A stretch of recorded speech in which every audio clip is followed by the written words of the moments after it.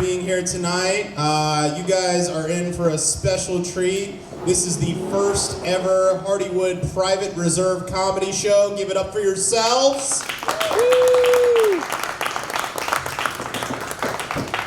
My name is Danny McCabe. I'm going to be your host this evening.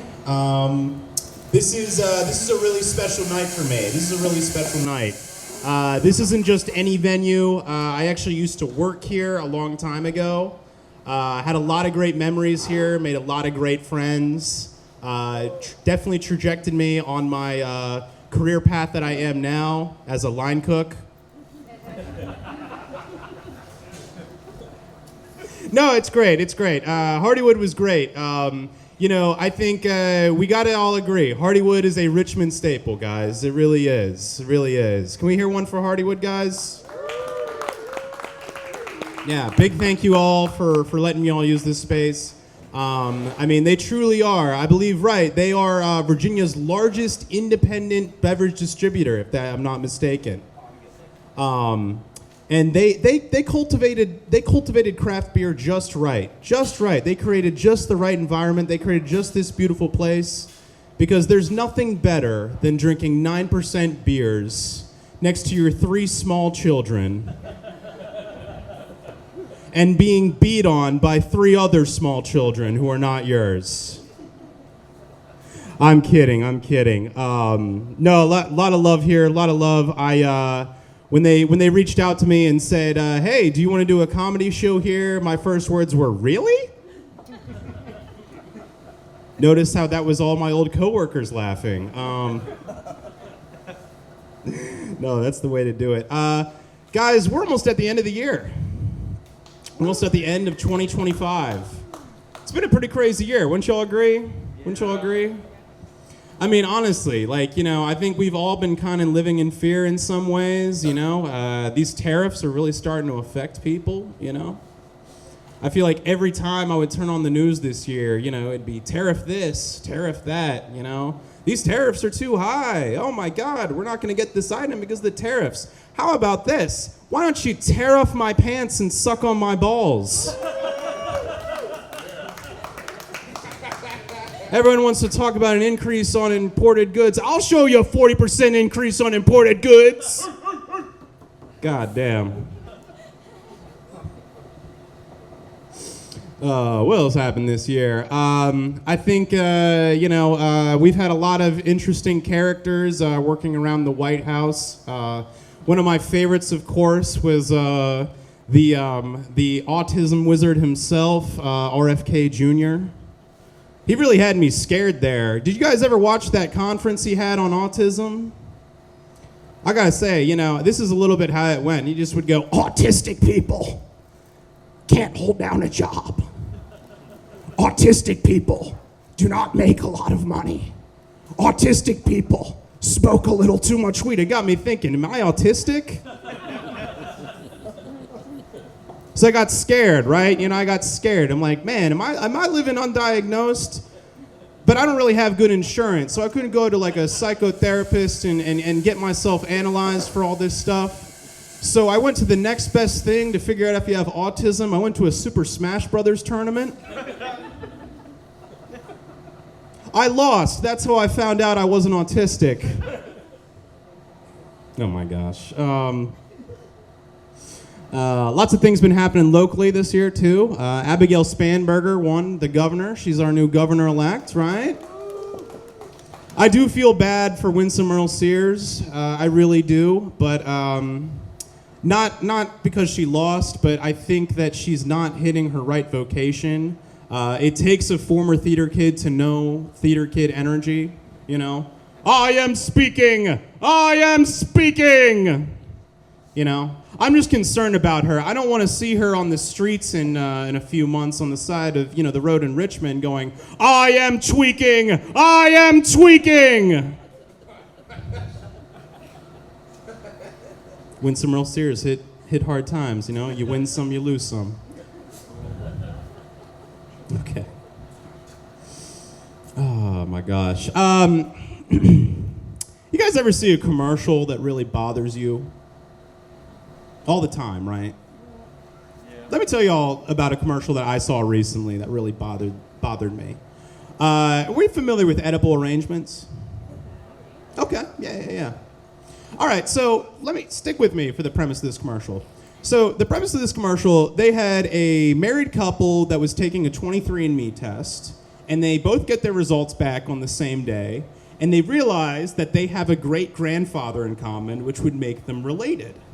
And that's how the commercial ends. It just found out you're accidentally related to your partner? Vanilla frosted strawberries. I mean, it got me thinking on so many levels. It's like, how is accidental incestuous couples that big of a marketable group? And I have a smart TV, right? So it was like, what the hell? Found out that my location was set to Alabama. But, I mean, seriously, I don't really blame edible arrangements all that much. I think they're a good company. Their fruit is fresh. They don't use any GMOs. In fact, they don't even use a drop of incesticide.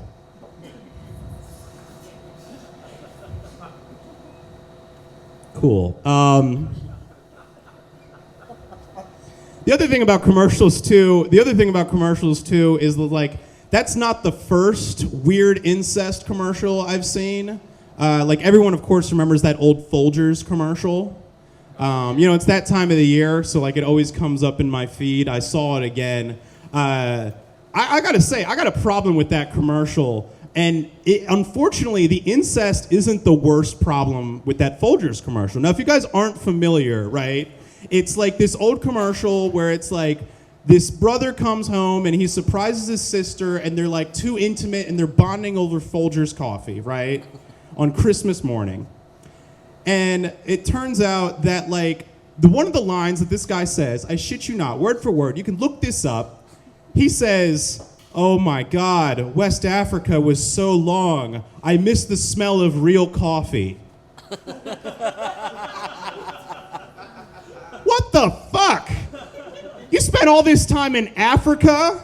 Some of the best soil on earth for coffee beans? And you're like, oh, Folgers. Oh, my sister. Whatever. All right. It's got me mad. Side hustles sometimes. You guys ever use DoorDash? Yeah. I've DoorDashed and I've been a DoorDasher. It's pretty interesting. There was this story I heard recently about a DoorDasher who, when she was dropping off food, she opened the door to the person whose food she was dropping off at, and she saw someone passed out on the couch with their pants down and their wiener in their hands, right? And she posted it on social media. She got all this flack. She ended up getting fired. And it kind of got me thinking, because I was real concerned about this.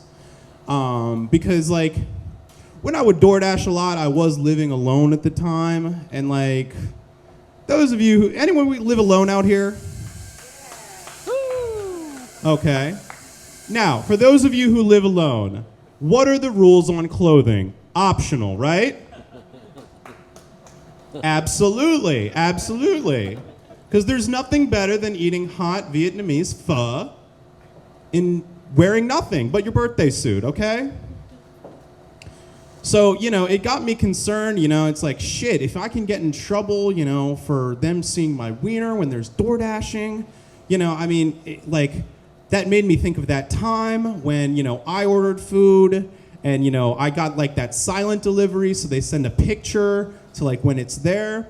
So I didn't feel like putting anything on. I run out to the door and I sneak in kind of like this, try and grab the food.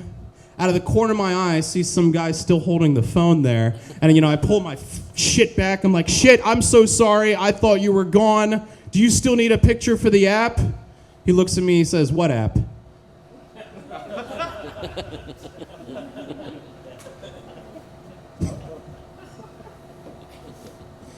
Oh gosh. But yeah, no, it's serious stuff out here, man. That's not even a funny joke. You know what else is serious? Climate change, guys. Climate change is very real. something I hold personally. I used to work in climate change research. Some of the stuff that we found is pretty disturbing. Out here in Virginia, I was studying the recession of these coastlines, and it was moving at such a fast rate we needed a good control. They were like, well, what is receding at a constant rate? And they were like, what about your hairline? And I'll tell you guys something, it's not funny. It's not funny. Thank you. I don't know this guy. Thank you.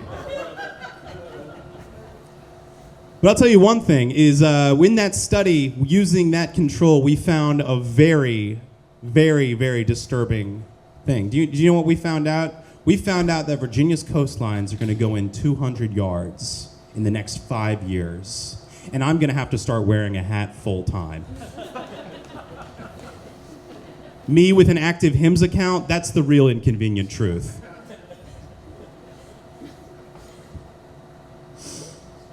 All right.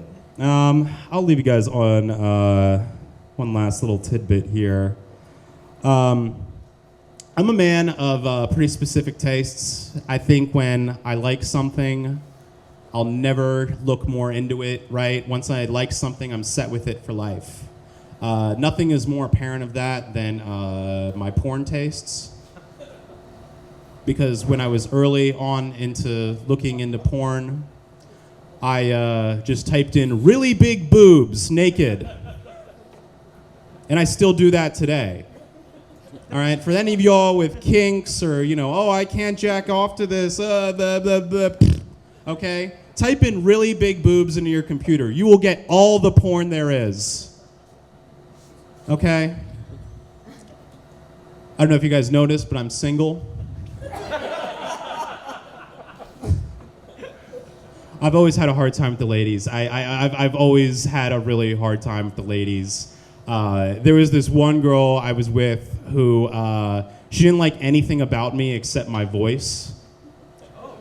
One time, she just wanted me to whisper things in her ear, and I was like, what do you want me to whisper? And she's just like, just tell me a story while I pleasure myself. And I was like, okay. So I started telling her the plot to The Phantom Menace. I got about halfway through the movie, and she stops and she says, wait, is this a movie? And I was like, yeah, let me finish the goddamn pod race scene.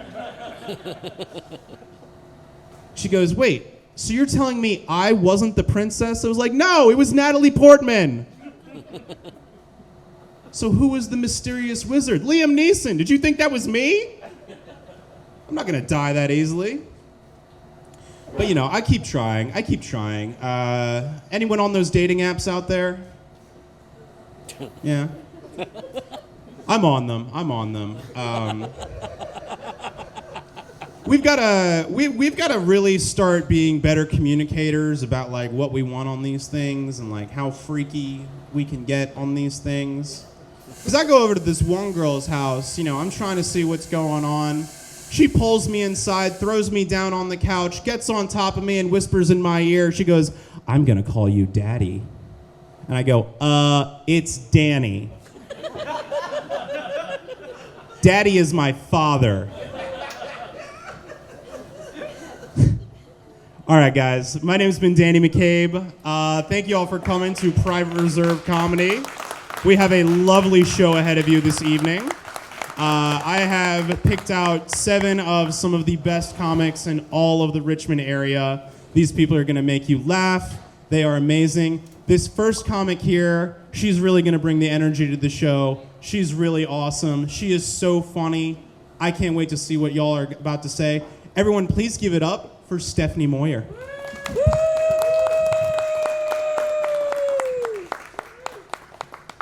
Keep it going for Danny. I never thought I'd say this, but Danny, thank you for bringing up incest. I wasn't going to start my set off with it, but I have some incest jokes. Did you guys know that in the United States, 1 in 7,000 people is a product of incest? The total is 44,617, which is the size of Leesburg, Virginia. They don't all live there, I don't think. but that's a lot. I said I was going to start with jokes. I'm just starting with facts. I feel like the incest in this country is caused by like a Caucasian problem, and there's a lot of white people here, so I just want to make sure we're all not continuing that trend. Okay, now we're going to actually start my set. All right, so I'm driving to lunch today. Scream singing Baby It's Cold Outside. You've maybe heard of it. I get to the red light, I look to my left. There's an unhoused human standing there. Can't roll up the window, he saw me. But a Christmas miracle happened. He started singing too. We locked eyes, we duetted, it was amazing. I didn't have any money, so I couldn't tip him. But men tell me to give him a smile to make their day better, so I gave him one. I will say his voice was like an angel. I think it was the extreme shivering that really brought out the vibrato. You know, he sounded like an opera singer. But then when I got to lunch, there was this ancient woman in the corner complaining because she thought she saw a guy go into the woman's bathroom. And that's just stupid, right? I was like, why do you care? You're wearing a diaper. You're shitting where you eat. I think she was just jealous that he could make it to the bathroom. It was my grandma, guys. I went to lunch with my grandma. I'm a pet sitter. Does anyone have a pet that they need watching? You're not in my area. No, I love my job. The biggest bummer is there's no HR. So at this point, I've been humped by more dogs than dudes, which is kind of a bummer. But my favorite thing about my job is when I meet people and they tell me their imagined backstory for their animal. You know, they're like, this is Yoko. Oh no, put it down. Don't eat that. She's 7, but she has the soul of a 13-year-old. She's a Shiba Poo shit. One of those mixes. Hypoallergenic, has no teeth, diabetes, lymphoma, and is extremely reactive to men. Most of them hate men, which is fair. And then they'll be like, she'll only drink water from your cup, and then you have to drink from it immediately after her, or she will attack you. I'm like, great. When did you adopt her? And they're like, oh, at 3 months old. So then I know that the people are the problem most of the time. People like to tell me, because I am a pet sitter, that taking care of animals is way easier than taking care of kids. You're nodding. Do you agree with that? No, exactly. I'm like, I've never seen a kid turn around and eat shit out of its ass as it was coming out. I mean, I don't know a lot of kids. I don't have any. I've never seen a kid try to hump another kid. Do they do that? They hump other... Oh, okay. Cool. All right. I guess we're even, 1 and 1. I also don't really like kids because I can't lock them in a room legally. But with the animals, you can. I have jokes, guys. We're getting there. I'm a single childless cat lady. Is anyone else here a single childless? Who would? Curly hair. Hey, that's great. Cat man, cat person. Meow. That's cool. We're cool, right? We're cool. I wrote both yays and nays for this, but I really expected like a big rousing round of yeses. I love my cat. She's amazing. Sometimes I think that she has the soul of my aborted child inside of her. I got the cat off of Craigslist, which is definitely where I would have left my child if I'd had it. And she's people still use Craigslist, right? This was in 2010, so it was relevant at the time. I just wasn't doing stand-up, so I couldn't tell abortion jokes then, you know? But my cat is beautiful, and she's really hairy, and she's annoying, and she's loud. And, like, if she wasn't a cat, I would have killed her, so So that's why I think she's that. She's the soul of my dead child. I live in a studio apartment with my cat. Has anyone ventured into that realm? No, you all have money? That's great. I'm so happy for you. I love my cat. Living together is very fun. The hardest thing, though, is trying to masturbate with a cat in a studio apartment, which clearly none of you have experience with, but I have a great example. So we've all fucked someone we shouldn't have, right? Oh, we're not going to fuck the cat in this scenario. But you know, when you're done and you didn't come, but they did, and then they fall asleep, so then you're trying to get yours, but then they wake up and they're like, oh, what are you doing? And you're like, no, you had a chance earlier. Go wait in the bathroom. Right? That's what it's like living with a cat. They just want to participate where they shouldn't. All right, I guess none of you are having bad sex. I don't fucking know what to say. I'm glad your partners are making you orgasm. Congratulations. This is my depressing opening set. Wait, what'd you say? Do you want me to repeat it? Okay, I won't repeat it. Don't. My self-esteem is so low. Look at what I'm doing on a Thursday night. But I've decided to start dating just so I can have somewhere else to go to masturbate so the cat's not involved. You know, I'm really not into bestiality. Like, I'm glad she likes me so much, but she's my aborted fetus soul child, you know? And that's incest. Kinda.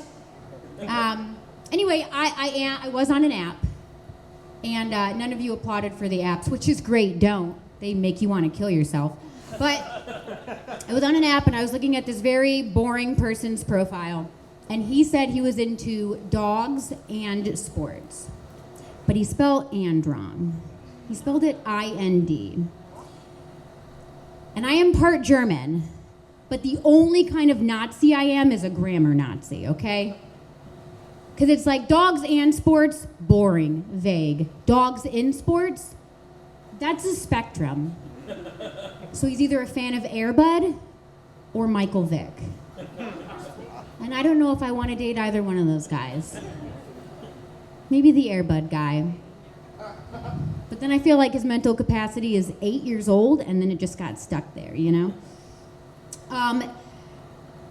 There was another guy that I was casually hanging out with for about 2 months, and then he wanted me to meet his parents, which was awful. What I wanted to say was no. No, actually, what I should have said was no. What I wanted to say was no offense, but you are so boring. I never want to meet your parents. What I did say was ew, which is apparently not correct. If you say ew to meeting someone's parents, their response is instantly to scream horror at you. And just, this is the little thing about me. I love when you stop fucking a man and then they call you a whore. It's kind of my favorite thing. One of my favorite things. There was another guy who asked me to choke him. And I'd never, choked anyone on purpose. I have younger brothers, but our clothes were on when we were hurting each other. So I remember I'm over him, and I'm doing my best Darth Vader impression. And two things went through my mind, okay? The first thing is, I don't know if you want to be choked, and that's cool, but he looked fucking crazy. He was like, and I was like, this does nothing for me. And then the other thing I thought was, I was like, if I just squeeze a little harder, I think I could fucking kill him. And that is a wild realization to have when you're naked on top of a stranger.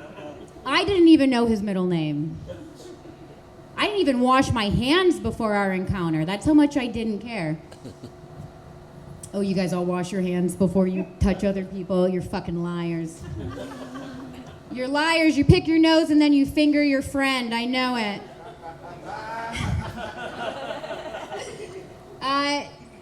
There was another guy who asked me to talk dirty to him. And I was like, when I came in your house, I didn't take my shoes off. And I definitely stepped in dog shit earlier today. And he was like, let's try this again. bloop, bloop, bloop, bloop, bloop, bloop, say something mean to me. I was like, oh, I got this. You don't have custody of your daughter. Yeah. He didn't fuck after that. To be fair, that's okay. I don't think that man had ever washed his hands in his life, so. Does anyone like reality TV? Woo, yeah? Shout out your favorite. Below Deck. What is it? Below Deck? It's about boats, right? It's about blowjobs at the bottom of a boat, right? Oh, wow. All right, cool. I haven't seen it. But I was in it. No, my favorite reality show is Meerkat Manor. 2005's Meerkat Manor. Yeah, right? Do you remember the ending? Okay, so it ends with Flower, the matriarch, protecting her children from a king cobra snake, getting bit in the head and dying. And it pans out from this like shadowy silhouette of this meerkat with this grotesquely swollen head.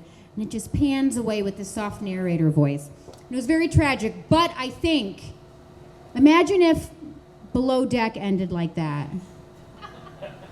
Last episode, they go downstairs in the boat to get a blowjob, and they take the wig off, and it's a king cobra. And I guess it bites his dick, and then he dies. I don't know. I've only done this joke with Love is Blind. And at the altar, it's a king cobra, and they gotta fight. It's the same thing.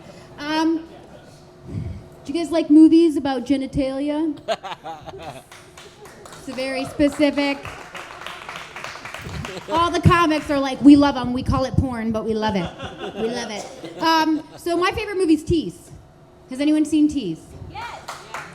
Oh my God, yeah. They've heard this joke so many times, but I'm glad you've seen Teeth. Hooray! So if you haven't seen it, it's great. It's a movie about a woman with teeth in her vagina. It's called Vagina Dentata. She is the protagonist. Don't worry.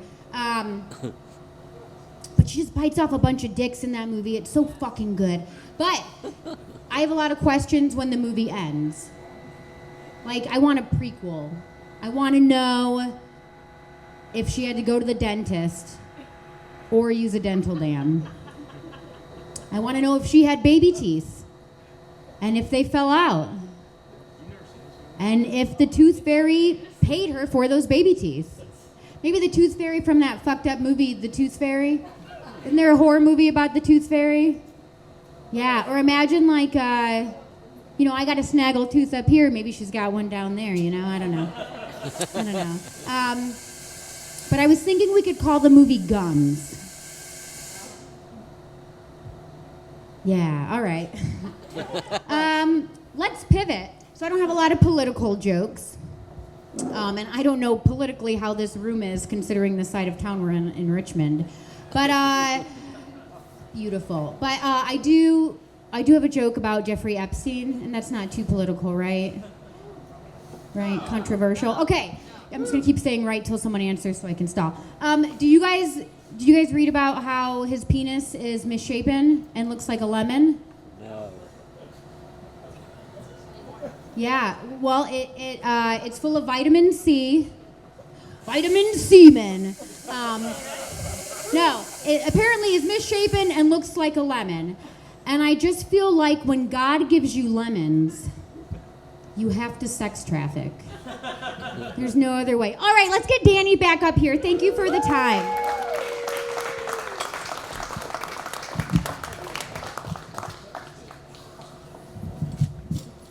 Everybody give it up for Stephanie Moyer.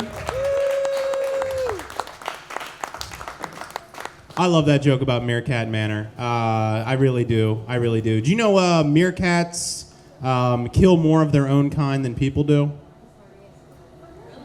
Yeah, that's not even comedy. That's just a fun fact. I read that on the back of a Snapple. But you know what Snapple is? Snapple is sweet. Snapple is fulfilling. Snapple is refreshing. And it's just like your next comic, here to do a spot for us, guys. Everybody give it up for Chris Waller.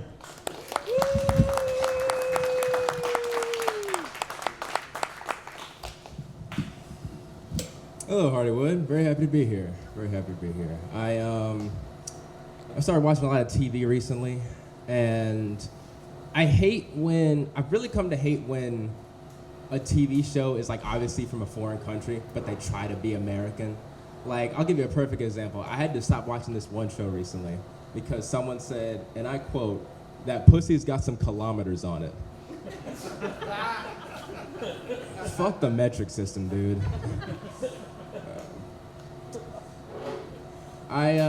So one fact about me, because we know each other, one fact about me is I love animals, but I think that tortoises can rot in reptilian hell. Hear me out. I know this seems like an extreme take, but you have to remember that tortoises can live up to 200 years. That means there is at least one tortoise that witnessed slavery and did nothing.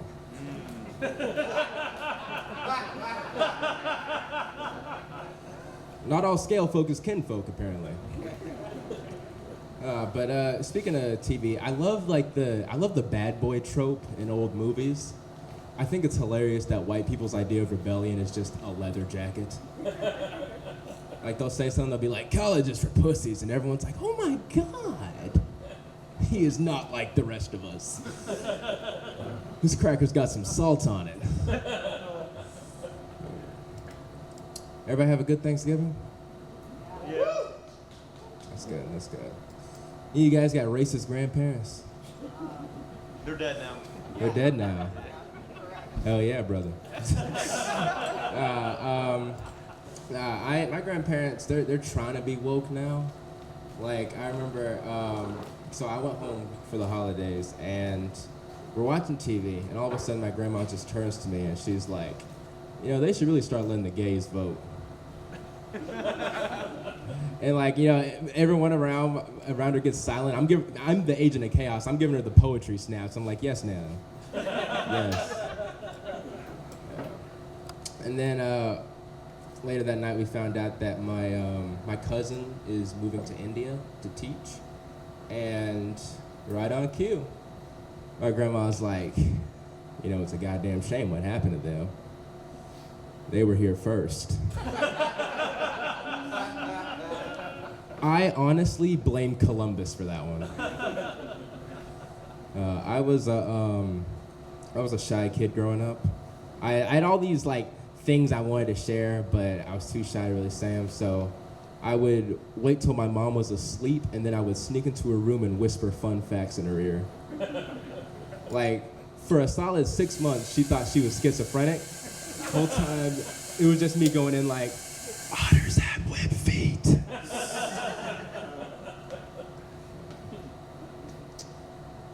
I saw this, on the way to my car today, I saw this graffiti on the wall, and it said, "Fuck capitalism." I think that's too intimate. I think we need to fist capitalism. We need to meet capitalism's parents and then never text them again. That's the only way things are gonna change. My parents are getting older, and recently my mom, she asked me, when me and your father get older, are you gonna let us stay at your house? And that really hurt me, because I had to look at my mom in her eyes and say, house? I don't think you know the son you raised. I'll be lucky to have a landlord to hide you two from. Because you gotta understand, my parents couldn't afford a house until they were well into their 40s. So if we adjust for inflation, I won't get mine until ever. That really sucks, dude, because I had it all figured out when I was younger. I was gonna have a pickle fountain in the living room. Nowadays, I just scroll through Zillow and I'm like, I think 3 walls is enough. Doesn't rain every day. Do I need a roof? I'm Chris Waller. Thank you very much.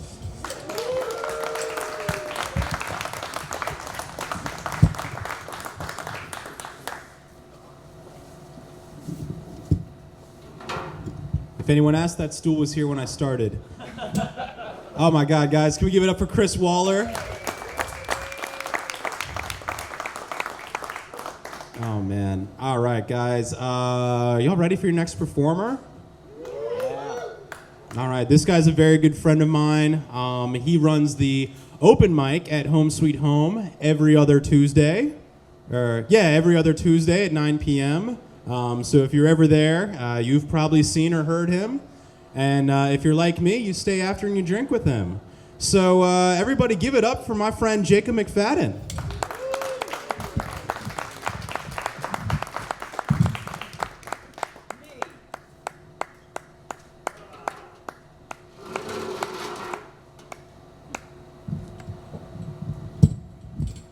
I required the stool, so I made Danny bring it up.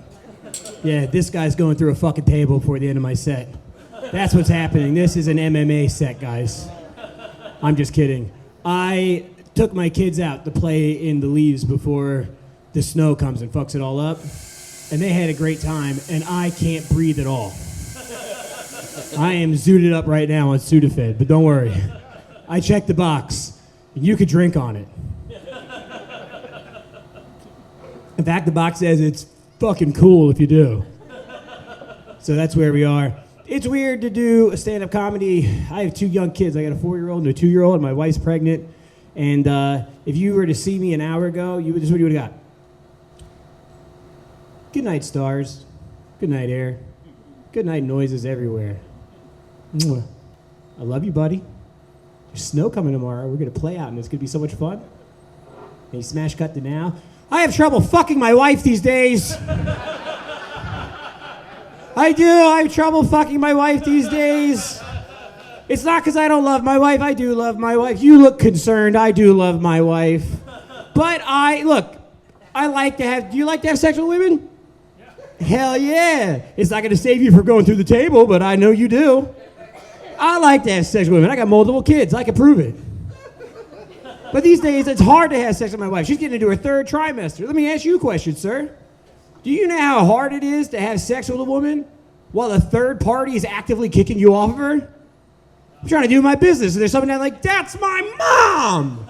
And I'm like, I know! Visiting with your sibling. See, then it gets weird for people. People don't like that part. I don't like that part either. I try and put it out of my head, but I have to do stuff. I have 2 sons, and I'm about to have a daughter. Which means I'm going to be a girl dad. Which means I have until March to get through all my misogynistic material.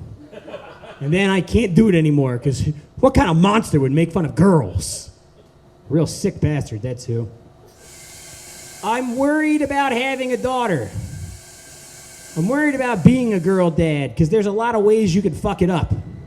As a boy dad, basically, if I just shove my kids twice a day, they love it. They're like, this is awesome. If I don't push them too hard, I'm the greatest dad in the world. With a girl dad, there's so many ways you could screw it up. Luckily, there's a lot of great examples of good dads out there, good girl dads. But more instructive, there's a lot of examples of bad girl dads. And I'm not talking like, sublime wrong way situation. I mean, like, there's just subtle bad dads. Like, there's a guy I see on TV all the time, and you can tell whether he gets interviewed. You can tell whether the people interviewing him like him or not, because if they like him, they'll introduce him as international faith leader, Rabbi Shmuley Botuk. And if they don't like him, they introduce him as chairman of kosher sex, Rabbi Shmuley Botuk. Because Rabbi Shmuley is a rabbi, and he's the chairman of an upscale Jewish dildo store that he runs with his daughter. Now, on the outside, a family going into business together seems like a nice thing. But I like to say, what if I started an ice cream store with my daughter 20 years from now? And at some point, someone might come in and say, Jacob, you've got vanilla there. That's a popular flavor. But I think I can get you a better price on a better supplier. Well, what would we do? We'd have to go check the numbers, make sure it works, make sure there's no penalties for canceling our current vanilla contract. And, of course, you know what we'd have to do? We'd have to try the vanilla. And Rabbi Shmuley Botek runs a dildo store with his daughter. So that just seems like an uncomfortable parent-child situation to be in, because I don't know if you know about those people, but they don't just sign contracts willy-nilly. And of course I mean small business entrepreneurs. Bunch of fucking anti-Semites in here. All right, let me try and do something a little more approachable. Simple, quick joke. You ready? Molestation? Call me crazy, but I'd like less molestation. Thank you very much. This is what a feminist looks like, everybody. Big old feminist right here. That's right, I'm a girl dad. Misogyny. You guys ever heard of misogyny? Man, you're making eye contact. You ever heard of misogyny? You know, it's just my opinion, but I think she could be a Mrs. Ogeny if she weren't such a bitch. That's just my opinion. Take it or leave it, but you'd be better off if you took it. Believe me, ladies.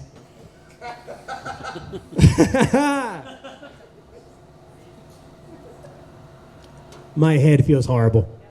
I don't know if you guys saw last month. This is sad. It's a sort of a sad thing to bring up a comedy show, but last month, Dwayne Roberts, the inventor of the frozen burrito, died at 88 years old. Per his wishes, he was cremated. He was actually cremated 3 times. The first 2 times they pulled him out, and he's still cold in the middle. The third time they stuck a knife in him, and a pool of cheese is still boring a hole to hell. He will be missed. It's a simple joke. It's also very stupid. You guys know what Amber Alerts are? Yeah? You know what Silver Alerts are, right? Do you guys love it when those happen? You're just hanging out at home, and then all of a sudden you get deputized to shoot anyone in a 1998 Nissan Altima because they might have a kid. I don't really understand what the alert is for. Like, there's nothing I can do. Even if I'm driving next to them, what can I do? Am I now allowed to drive them off the road? Or do I just have to go like, hey, help, I'm on 64. But I got interested and I was like, all right, so they had the Amber Alert and then they made the Silver Alert. And I decided to see if there were any more of them, right? And California did a study. This is all true. California did a study, and they said that for the Amber Alerts, people weren't as involved when it was an African-American child. So just people didn't care. So they created a new one called the Ebony Alert. That's absolutely true. That's a California law. They said people don't like it when they get an alert, and it's a black kid. And so they said, well, label it as a black kid. That'll get people to care. Okay. In 2018, California signed a law because they said no one cares about Native American kids going missing. And this is also true. They created a thing called the Feather Alert for when Native American kids go missing. And I have to agree with California. I actually do care less when a Native American kid goes missing. Because most child abductions are done by a member of the family. If I know anything about Native Americans, I know that every part of that child will be used.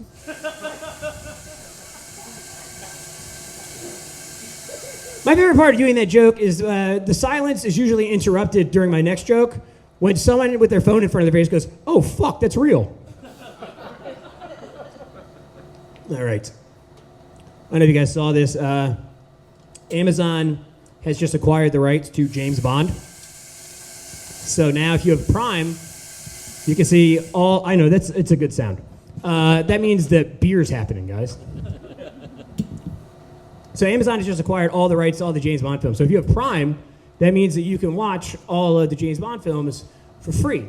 But they did this thing, I think it's smart. They said that, we have so many products on Amazon, we don't want to remind people of gun violence and murder and death when they're browsing the library. So they've gone and edited out all the guns in the movie posters. So now there are just a bunch of posters of James Bond doing this. Which is cool, right? No one wants to be reminded of murder and death when they're scrolling a library, including films like The Man with a Golden Gun, Die Another Day, License to Kill. It's smart. Why make anyone think of gun violence? And then you can find one of the 34 movies that you want to watch and get shot in the fucking face in the first 3 minutes of the title card. But I'm not judging. All right.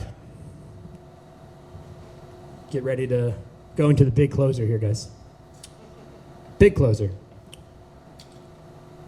I've mentioned before I'm a father. And a big part of being a dad is you want to leave something behind, right? You have kids? Well, they're going to miss you after you go through that table. Big part of being a dad is trying to build a legacy, right? You want to make sure there's something left behind that'll be remembered about you, right? Like some advice I could pass on that they couldn't get anywhere else. I'm really racking my brain trying to think about it. Like, what can I teach my kids that they can't get somewhere else? And like my dad used to always say the same thing to me every time I left the house. He would say, Jacob, whatever you do tonight, when you go out, don't commit credit card fraud and don't get anyone pregnant. And I never committed credit card fraud, even when Texas said I only had 2 weeks before it became a felonious murder.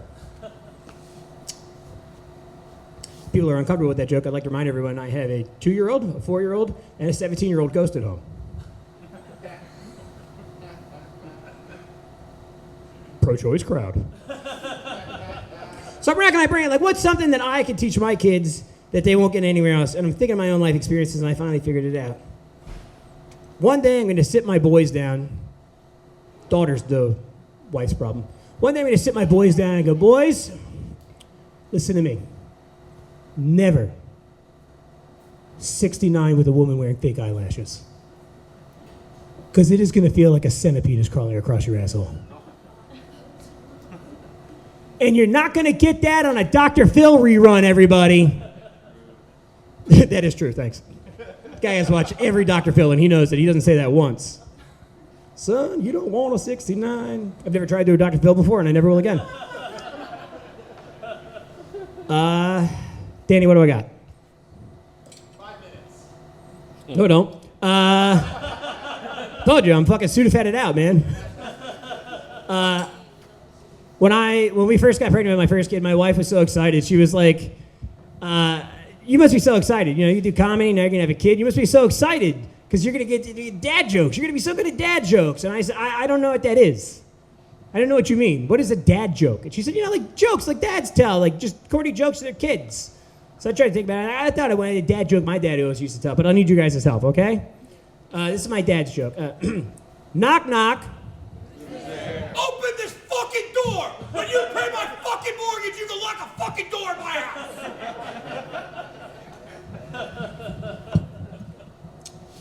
My wife and I had different dads.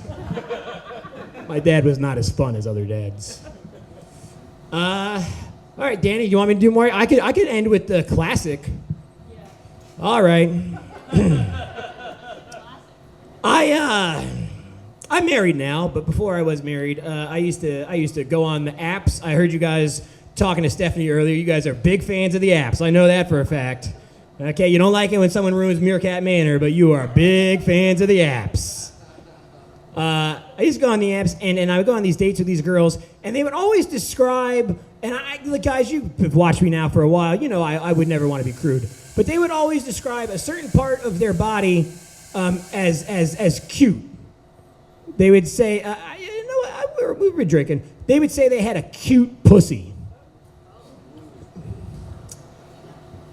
No, I don't like that. I'll tell you some stuff that I think is cute. Puppies. Little girl singing songs to Santa Claus. It's December, guys. That's cute. Hey, puppies in costumes. Puppies in costumes singing songs to Santa Claus. That's adorable. And I don't want to stick my dick in any of them. Even if it's a puppy in a really sexy nurse costume, I still don't want to fuck it.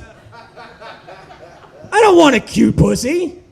Here's what you should tell me. Hey, Jacob, I have a natty, monstrous, infested pussy that needs to be dominated and cleared by a man. Okay? I need to imagine myself standing at the top of your knees, looking down at you in the bed, and a king throws a sack of silver at my feet. Okay? And I start rushing down at your pussy. I start raising an axe above my head. I'm coming at the pussy and I'm going, ah! And an eagle flies overhead. Ah! Ah! And I fuck the pussy, okay? I mean, I really get in there and I fucking you fucking break it in half, and a blue light shines out of the middle of your body, and an angel comes down from heaven and he says, Jacob, you did it! No more hunger! No more poverty! But still, AIDS. We have a plan. And that is not what little blue panties with a pink bow tie says to me. What that says to me is, good job, Jacob. Would you like to watch the last episode of Meerkat Manor? I can't wait to find out what happens. Thank you very much. Good night.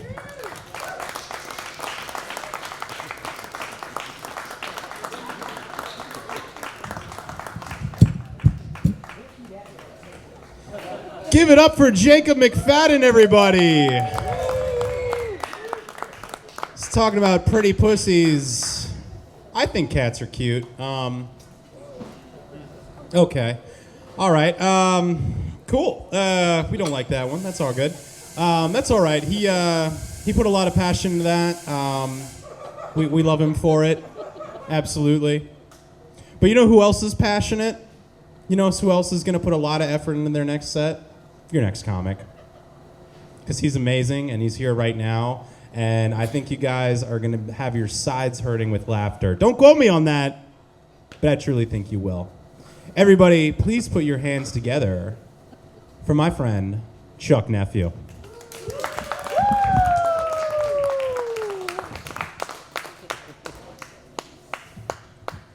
Give it up for Danny. Give it up for Danny.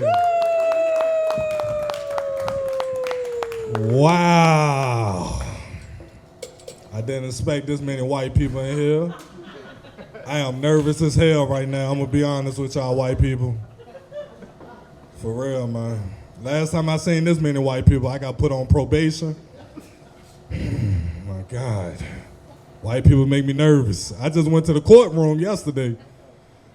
I called my honor master, like, yes, master, I ain't did it. I don't know what happened, like.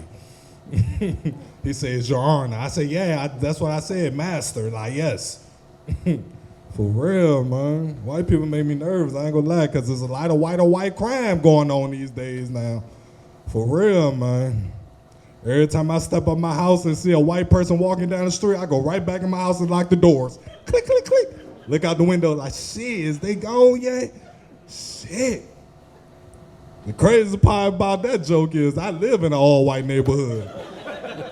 I'm gonna be honest with you white people. I'm just like y'all. I'm trying to get away from niggas also. Niggas and black folks are different white people. I just want to let y'all know that.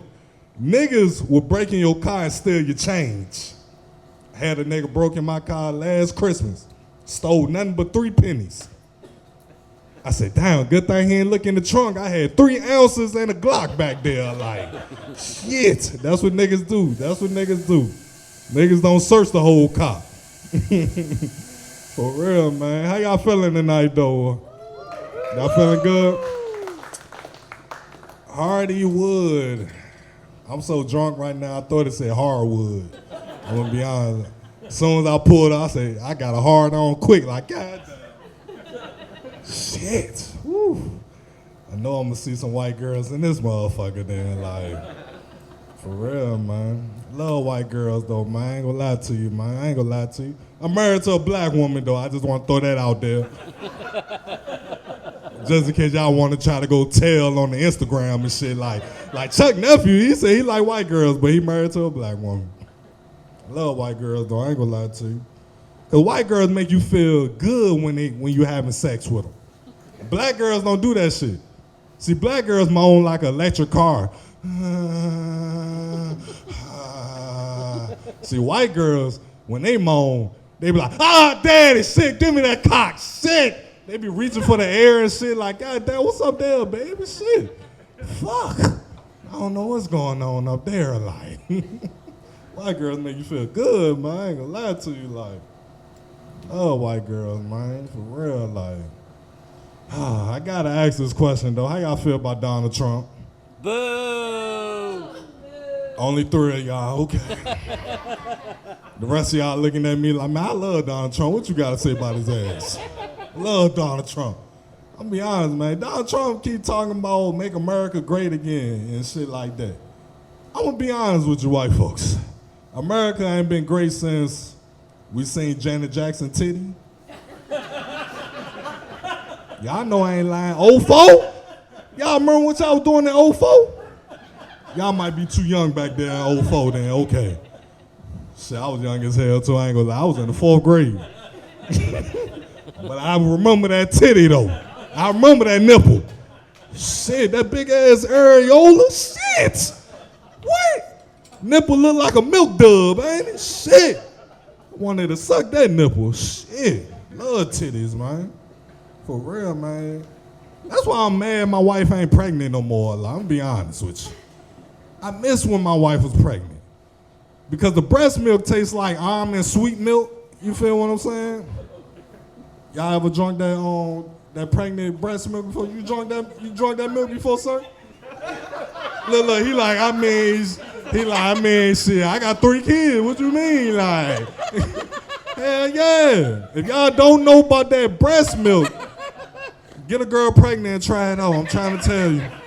Y'all can be like Chukknephew online. That shit tastes like vanilla sweet almond milk with some cinnamon in that motherfucker. Like, y'all know I ain't lying. I ain't lying about this shit. This shit ain't jokes. This shit real. Like, for real, man. I supposed to start it off with I like to apologize. I ain't come here to offend nobody. Cause the shit I talk about is different. I know y'all white folks like politics. You don't like politics, man? You don't, yeah, fuck politics, right? You vote? Yes. I don't vote, though. That's why I say fuck politics. Shit. But let's shout out to Abigail Spanberger. Yeah, we get a shout out to her. Look, some of y'all motherfuckers like, who the fuck is that? That's how I know y'all ain't vote. I ain't vote either, but I know who the fuck running up for governor, you feel me? Shit. First woman governor of Virginia, we gotta make some noise for that. Come on. Ladies, make some noise for that now. Come on now. For real, man. First woman governor. That's high right there, man. She look like a great representation of Virginia, though. I'm gonna be honest with you. Cause she used to be a former CIA. I don't know if y'all white people know what that is, though. But CIA is, for layman's terms, is white people just nosy as hell. For real, that's all CIA mean, like just a nosy-ass white person. That's it. For real, man, she a great representation, man. She went up against, what's her name, Winston? Winston? Yeah, man. Believe me, I love my black people, believe me. But that bitch seemed like she got some voices in her head. For real. I am speaking.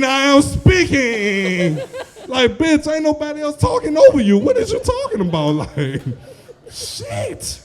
That bitch was crazy. I'm glad y'all ain't vote for her. I'm glad y'all didn't. For real, man. I feel like we need to get more felons to vote, man. Why felons can't vote, man? For real, man, just think about it. Just think about it. We could get criminals to vote? Inmates to vote? What? Yeah. Man, they pull up to the motherfucking desk like, all right, who we got? We got Hillary? Shit, that sound nice. Shit, you talking about Hillary Duff, right? Hell yeah. Let me see a picture of Hillary. Let me see a picture. Once they see the picture, they're like, shit, old ass white bitch. Hold on, let me put my hand over her. Oh yeah, I could work with her. Uh-huh. Woo! I'm telling you, if inmates can vote, we would have been had a woman president. I'm trying to tell y'all. This is facts. Kamala? Woo! They would have been calling her Kamala. Come. I'm ready to come. I'm ready to come right now. Kamala. Woo! Kamala, come on, yes. Get her in the office. Fuck. Woo! We need her. I'm just talking shit with y'all. I just drank some red wine. I don't usually drink red wine, I'll be honest. That shit was dry as hell. That shit tastes like some coochie. Y'all would taste some dry coochie? Oh my God. Shit, I remember the first time I had some coochie in my life, man. I had to dab my tongue on it like it was a coke deal, like, let me tell you. Woo! My tongue went numb and everything, like. Hell, I said I can't mess with that coochie. That's why I love pussy, man. I love pussy. Let me move on, because this man look like he ready to kill me over here. I already asked her a question, but fuck it. You brought the pussy with you, man? Did you bring the pussy with you? You brought the pussy with you? Fuck it. Black lady, did you bring the pussy with you? You brought it with you? She brought it with her. I love pussy. Fuck coochie. Because just white people, just bear with me now. Coochie sound dry. Let's be honest. Say the word coochie. Coochie. What? That shit sound like I'm rubbing my hand on sandpaper. Coochie. What the fuck? Shit. I don't want that. Now let's say the word pussy. You see how much spit you had to build up just to say pussy? Come on, you want some pussy in your life, sir, right? You don't want no coochie. White people be telling me, Chuck, you need to start saying coochie. Like, man, fuck coochie. I love pussy, Miss Lady. I'm a married man with 2 kids. I love pussy. I don't care how y'all white folks feel about that. I don't care. I done been banned from 5 different spots in Richmond already for saying the word pussy. I just hope I don't get banned tonight.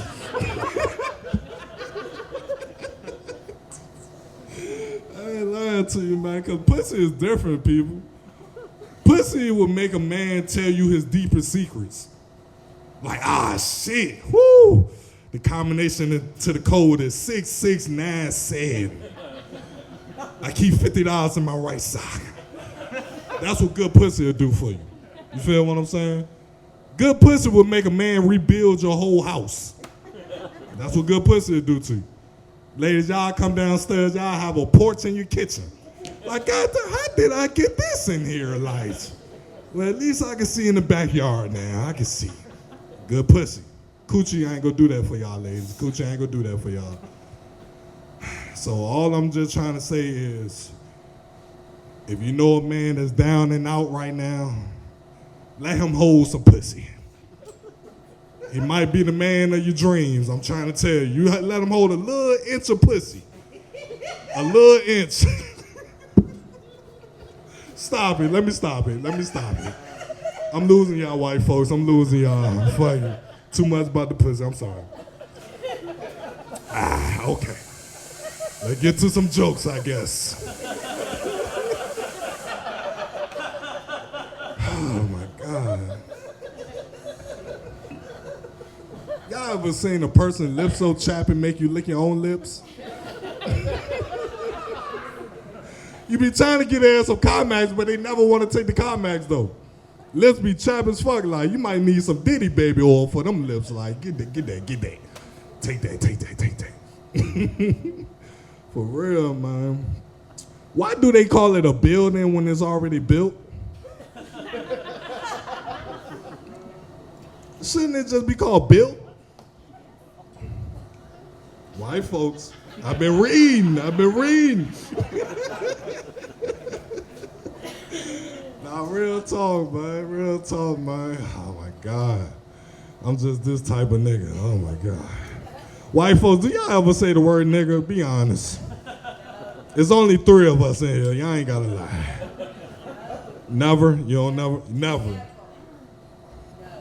The way you said never, the way she said never, you slipped up at a Christmas party before, like. You slipped up, like. I'm not saying you calling black folks niggas, but you know, nigga can be a word of a great joy of expression. You feel what I'm saying? You could take some punk and pap like, nigga, oh my God. Nah, man, I ain't gonna lie to you, man. I feel like white people is the first niggas that touched down on earth. I'm gonna be honest with y'all, white people. Because who else gonna steal something from you and sell it back to you? Niggas. All I'm trying to say, white people, is I label myself as a white man.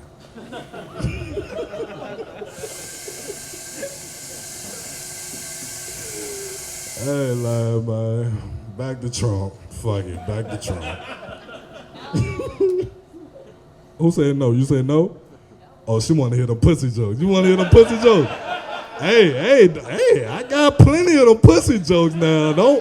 You want to hear pussy jokes? Over the Trump jokes, yeah. Okay, shit, fuck Trump then. Pussy.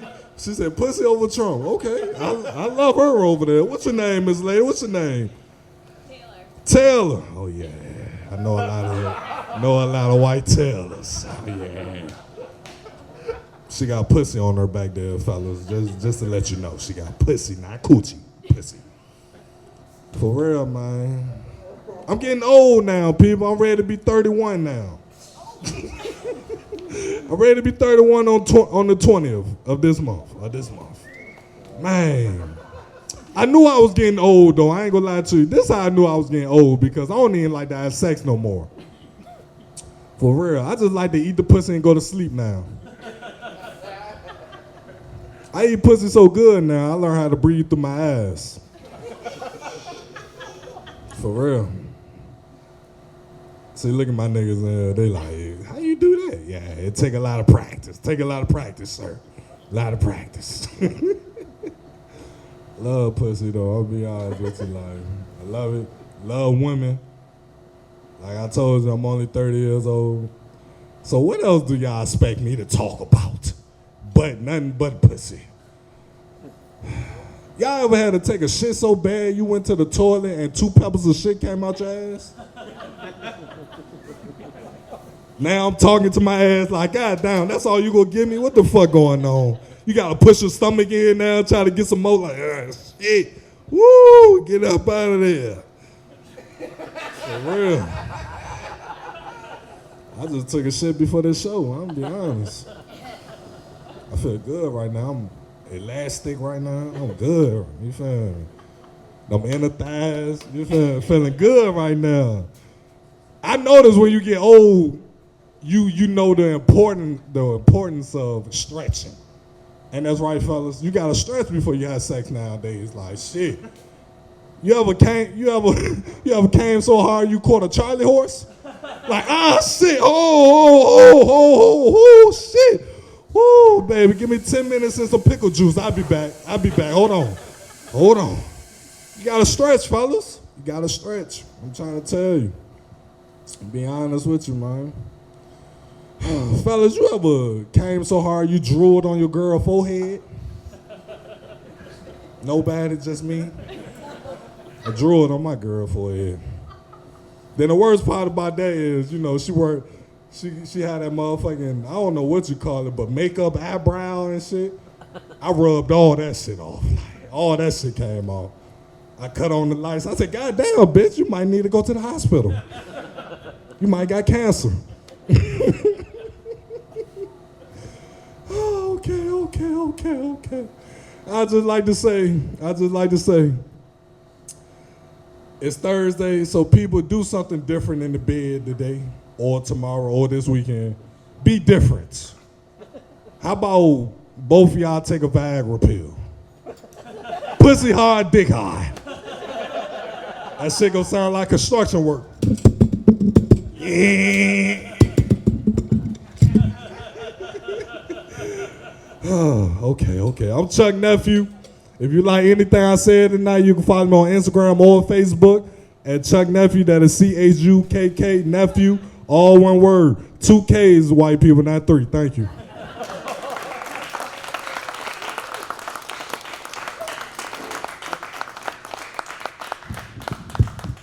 Give it up for Chukknephew, guys. Richmond's favorite clean comic. All right, guys. Our next comic coming up to the stage is a dear friend of mine. She's a lot newer to the comedy scene, but she has been making her mark, and I couldn't be more happy than to have her here tonight to show off to you guys. So everybody, please put your hands together. It's Jordan Phipps. The problem that I have with an AI partner and fucking a robot is that it's just too close to electrocuting yourself. Okay, that was real. That wasn't funny. Cool. All right, guys. Your next comic is real and funny. He is not AI. He is not an illusion. He is a human being, and a very funny human being at that. Everybody, please give it up for Charlie Waring.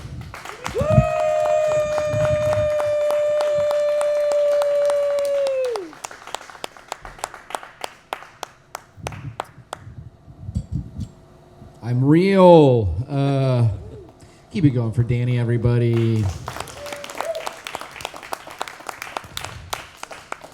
Before we started the show tonight, Danny had a meeting with everybody, and he said, okay, everyone in there, is my friends and my family. I don't know which side is which. I like to think you guys are his friends. Danny loves golfing. I don't know. This side of the room is from Danny's Swingers Club. Okay, come on. These are his, I don't know. Also, this is the other thing Danny said. During the comics meeting, he was like, they know what I'm about in there. That's a real thing he said. What does that mean? He's in the cartel. They know I'm about. He's like, you can talk about it. They know. Hello. Are you his mom? Are you his mom? Ma'am, talking to Danny. Are you his mom? No. Okay. You're his fake mama. Oh, my gosh. That's embarrassing. So I was right. These are his friends, and you guys are his cousins. Okay. Also, is Danny really... He told me he's half Lebanese. Is that true? No. Oh, it is? It seemed like... Because also a part of me was like, half Lebanese is code for just Italian. I don't know. It's... He's like, it sounds cooler if I'm half Lebanese. I don't know. All right. Anyone else have sayings? Oh, yes. I love that. It's... Every time I hear that noise, I like to think someone's getting like a pour of the strongest beer out there. They're like that's the sound it makes when you get 12%. I don't know. Of a train engine. All right. Anyone else have sayings they hate? I have sayings I hate. I hate it when people say this. You ever learn about some historical figure? You look up some historical figure, you find out something fucked up about them. Like you find out they're a Confederate general or something. And I hate it when people try to excuse that. They'll be like, it was a different time, right? We've probably heard this phrase. It was a different time. I hate that saying, but I've started using it in my own life. I mainly use it the morning after being blackout drunk. My roommate will be like, hey man, last night you came into my room and pissed on my bed. I'm like, it was a different time. We didn't know what we know now.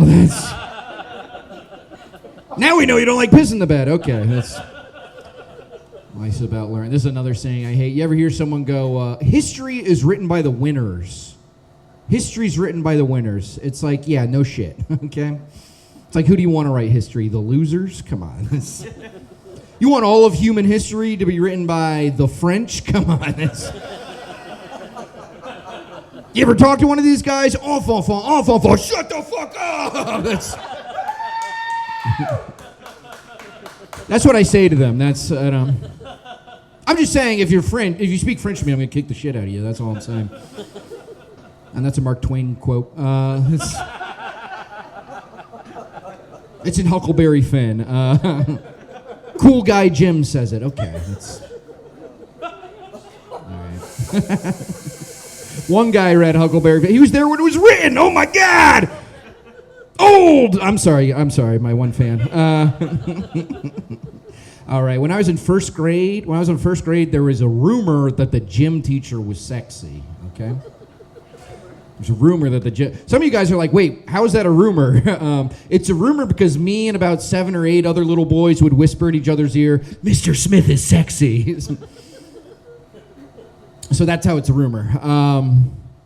I started the rumor. I started the rumor because I didn't know what the word sexy meant, but when I was a little kid, my favorite song was I'm Too Sexy for My Shirt. If you don't know that song, it's sung by these strong, bald guys. So I thought sexy just meant you were strong and bald, which my gym teacher was. So you know what, in retrospect, what I think the actual rumor was I told somebody, I think Mr. Smith is sexy, and everyone else was whispering, Charlie thinks Mr. Smith is sexy. And they're all laughing. I'm like, I'm crushing. This rules. I don't know. I'd go home. I told my parents, I was like, Mr. Smith is sexy. They're like, did he tell you that? I was like, no, I just noticed it. Just noticed how strong he was. Okay. All right. I'm very stupid. I was dumb as a kid. One time my mom was pregnant, and I asked my mom, I was like, hey, Mom, what color is the baby going to be? My mom was like, we're white. The baby's going to be white. Like, what are you talking about? And I was like, I had a friend, Nick, who lived next door. He was black, but he was adopted, so he had white parents. So I was like, well, what about Nick? He's black. He's got white parents. And my mom was like, she didn't want to explain adoption to me because of the sexy situation. So she's like, you know what, Charlie, that's a great point. We're just going to have to wait and see. Then that backfired because anytime like a family friend or an aunt or uncle would come over, they'd be like, "Hey, Charlie, are you excited for your new baby sister?" I'd just be like, "We don't know what color she'll be." That's... Dad said he's leaving if she's black, but that sounds racist. I was told they just come out that way sometimes. I don't know. All right. Yes, very dumb as a child. I was very dumb. I tried to do... Anyone familiar with this little prank? This is a prank a lot of kids do on the playground. They'll go up to somebody. They'll be like, "Hey, you're special. Special ed." Already getting some laughs. It's still a classic. I tried to do that prank one time. I went to somebody on the schoolyard. I'm like, "Hey, you're special. Special ed." They were like, "Charlie, you're in special ed." You can't make that joke. I was like, "What do you mean? I'm not in special ed." They're like, "Yes, you are. Why do you think that guy takes you out of class on Mondays and Wednesdays and teaches you how to read?" I was like, "Damn, I just thought that guy wanted to fuck me." I was like 7 or 8. I had a tight ass. You get it. That's... All right, that'll come back. I don't know. All right, I'll pause. I'll wait for them to pour. Okay. That threw off the whole set. What was I going to do next? Oh, yeah. Anyone else? One time I lost a friendship over the Saw movies. You guys know the Saw movies, right? There's like Saw 4. I can't think of another one, but there's a whole series of movies. But anyways, one time me and my friend were watching one of these Saw movies, and just in the middle of it, he's like, "These movies don't scare me because like that would never happen to me." And I was like, "Well, it would probably never happen to you." He's like, "No, that would just never happen to me." I was like, "Okay, well, it's not about werewolves, okay? You could be kidnapped and tortured. That happens to people. So it's unlikely, but it could happen." He's like, "No, 100% that will never happen to me." And that pissed me off, and I had to prove a point. So I knocked him out. He woke up in a dirty bathroom. And there's a TV with a puppet on it. It was like, "You have a Rubik's Cube up your ass. You have to solve it in 30 minutes or it explodes." And that ruined the friendship. He solved the Rubik's Cube, but it's just, it hasn't been the same. All right, I really thought this was a Saw crowd. That's fine.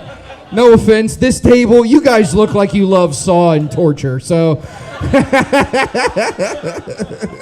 This table watches Hostel 1, 2, and 3 on repeat every day. I don't know. I'm sorry, Danny's cousins. They're like, "We only speak Lebanese. We don't know what you're saying." All right. This is a thing I like to do. I like to get involved in stuff that has nothing to do with me. I don't know if anyone else is like that. Like, I like to fight on behalf of people who don't want me to fight on behalf of them, right? Like, my new cause that I'm taking up is I want to fight on behalf of short guys, okay?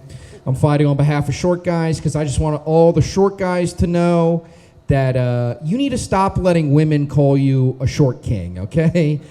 They're being sarcastic, okay? It's fucked up. There was a meeting of all women, and I overheard them. When they call you a short, they go, "Who's the shortest widow king?" That's how they talk. "Who needs a widow crown and a widow scepter?" It's fucked up. I'm just trying to... No one ever calls a tall guy a tall king, right? It's because he already knows.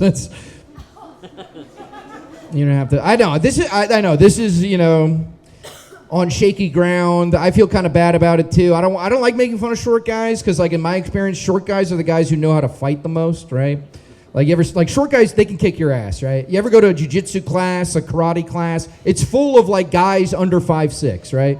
They can fight, right? They take all these karate classes. They have all this extra time because no one wants to fuck them.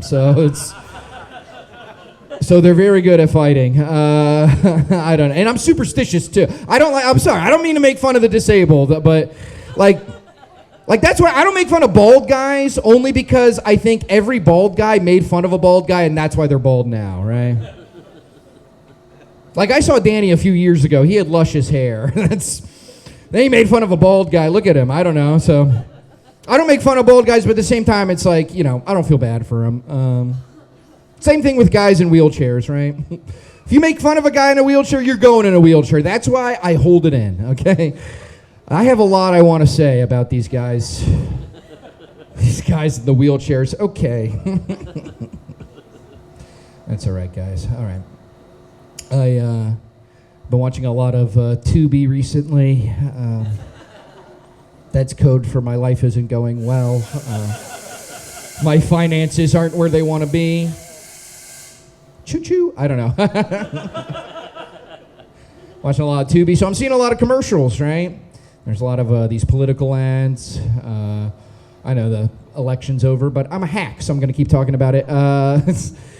I saw this election ad. It really pissed me off. They had this election ad where they were like, you can't vote for this other woman for governor because my son in elementary school, he was peeing in a urinal, and a girl came into the bathroom and she peed in the urinal next to him.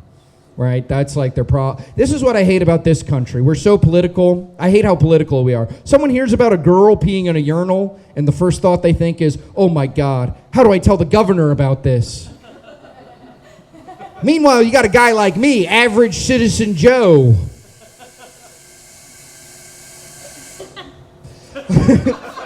Meanwhile, you got an average guy like me. I hear about a girl peeing in a urinal, and I go, wait, how do girls pee again? It's the way I was told they can't go in the urinal, so someone's lying. Okay. I saw this other political ad. This one's a little crazy. I saw this political ad. They're like, end child marriage now, okay? You guys know about this child marriage? You guys know about this? There's adults, they marry children. Okay. What kind of a marriage is that? I'm just going to say this now. That's not a good marriage. Okay, you're in love with a kid. Like, imagine, you're married to a kid. It's your 1-year anniversary to your child bride. You go out to a fancy French restaurant. She's just going to want to order the dino nuggets. What the fuck? How do you talk to your 6-year-old wife? Why, right? You're just talking to the 6-year-old wife. It's like, hey, let's think about the future. Let's think about where we'll be in 5 years. I'll get that big promotion, and you'll know long division. I don't know. I'm just trying to bring up, I don't think these guys are marrying these kids for their personalities, okay? That's all I want to say. It's for their sexy butts. Okay, come on. Oh, this guy knows. Check his hard drive. This is a good way to win back the crowd. He's a pedophile. Kill him. All right. Cool. Let's see. I used to have a roommate. He used to mail order condoms to the apartment. He'd get condoms in the mail. I always thought that was weird. One time I asked him, I was like, hey man, why are you always getting condoms in the mail? He's like, oh, I'm just too embarrassed to buy condoms in person. And I cannot relate to that personally, right? I love buying condoms in person. It's my favorite thing to buy. I go to a CVS, I grab a pack of condoms. I want everyone there to know what I'm doing. I go up to the cashier, I slam it down. I go, hey, buddy, you know what I'm doing with these, right? I like it because it's one of the few ways you can prove that you're having sex. The only better way to prove they're having sex is buying Plan B. And I'm equally excited when I buy that. I go back to the same CVS. I grab a pack of Plan B. I go up to the cashier. It's the same guy. I'm like, hey, remember me? I bought the condoms yesterday. They were too big. They were too big. Now I need a girl to throw up a baby. I don't know how it works. I don't know.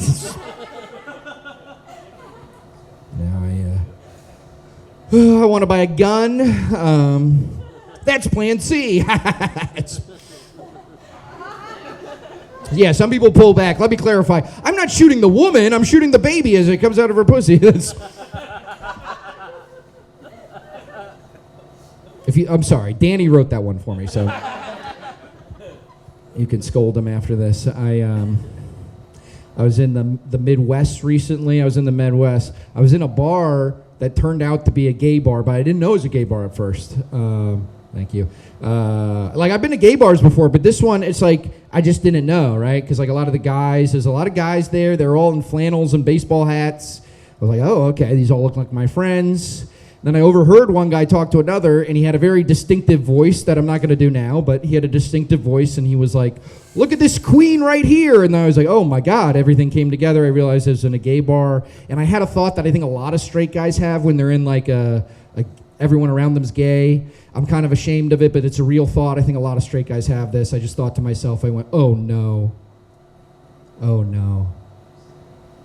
All these boys are in love with me. I'm gonna have to let them down one by one. It started to make sense though too. I was like, oh, okay. I was thinking of the signs. I was like remembering when I was in the bathroom and I saw a guy doing a line of coke off another guy's cock. I was like, oh, maybe that was. I mean, I've done that. I'm not gay, but I've done that before. Sometimes you just need a ledge. Sometimes you just need a ledge and your buddy's cock is hard. All right.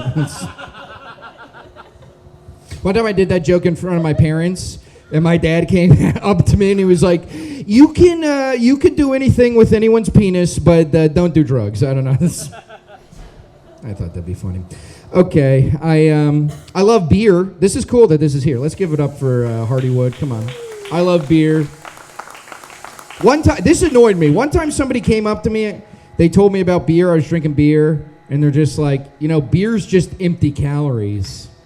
Has anyone heard this before? Beer is empty calories? A lot of people say this. It pisses me off because beer is some of the most fulfilling calories I've ever had, if I could say that. You know what's empty calories? I feel like salad is empty calories, right? Because, no one ever ate a salad and then got funnier, right? No one ever saw, a beautiful woman at a bar and was like, oh, my God, I can't talk to her. I need 3 or 4 salads in me before I can, right? No one ever had 7 or 8 salads and was like, I know where to score some Coke. No one ever had 11 or 12 salads and lost all of their life savings on Lebanese basketball. That's too specific. That's why I'm on Tubi now. Okay. All right, I'll do it. Okay. Let's see, what should I do? I do this one when I know that the crowd really likes me. It's going to win you all back. I keep a stack of swastika patches in my car. It's not for a fucked up reason, though. It's not for a fucked up reason. I just keep it there in case I'm drunk driving and I hit somebody and kill them. I can put the swastika patch on them. Everyone thinks they're a Nazi and I'm a hero, right? Someone will find a dead body. They're like, oh my God, I can't believe this pregnant Cambodian woman was a racist. Let's give a Purple Heart to whoever did it. And you know what? And I'm going to end it there. Thanks, guys. Let's bring Danny back up here.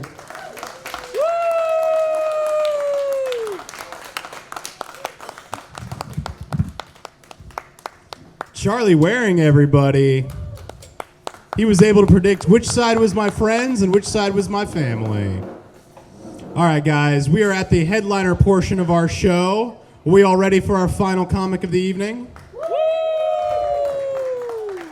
Guys, I am so happy she is here tonight. She is such a funny comic. I've had the privilege of working with her before.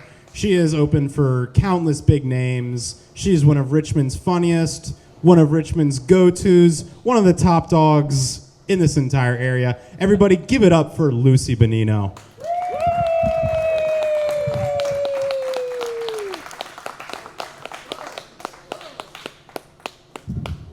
Thank you. Keep it going for Danny and all the comics that you saw before.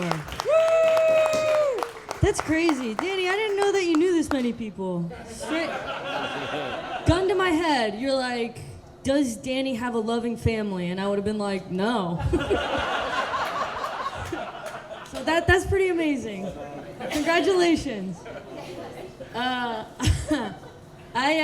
just got engaged, which is cool. Thank you. It's to a woman, obviously. I mean, you could tell. Come on. Let's be real. But so she proposed to me, right? And when I told my friends that I got engaged, they were like, "Oh, Lucy, that's amazing. How did you propose to her?" So that is how I found out that I am the ugly one in my relationship. Yeah. And don't even be weird, okay? Don't even be weird. Everybody in this room knows 2 dykes, and the ugly one always proposes to the hot one, okay? It's always the one that looks like she takes her skateboard to work every day, proposing to the one that's passionate about horses. You know. That's a hat, and then she's got hair like this. Okay. So when we were like talking about getting engaged, though, we were like, all right, like who's gonna propose to who? Because like in a straight relationship, you have like you have the gender norm working in your favor. Like the man is supposed to propose to the woman, but with two women, we were like, all right, like because we both have long hair, so we're like, what's it gonna be, bitch? You know. So finally, we were like, all right, let's just do like rock, paper, scissors, best 2 out of 3, you know? And then actually, we ended up getting into a standstill because we couldn't stop doing scissors. Okay. You were like, that was kind of cheap, but there's more of that. Let's see. I didn't come out until I was like 25 because this is not a joke. Growing up, the only lesbian that I ever saw was Rosie O'Donnell, and I was like, I can't be like her. I would rather suck a dick every hour on the hour, I think, than be Rosie O'Donnell. And I lived a lot of my early 20s by that exact philosophy. Okay. Cool. Molestation? All right. It's too late for you fellows now, though, I think. I know you're dying to get blown by some lady that looks like she coaches field hockey, but it's just not in the cards. I'm pretty petty and jealous in my relationships. Anybody else? Okay. I don't want you to agree with me, though, Stephanie. Okay. All right. Well, I'm sorry that the rest of you don't love your partners, okay? I'm sorry that you guys just don't care, okay? I am jealous. It's not something that I'm proud of, but I am, okay? And I'm working on it. But we were talking about hall passes. Do you guys know what that is? Okay. Are you his mom? No, she's his mom. Why is everybody not Danny's mom? You got a mom energy. But I'm not your mom. I love you.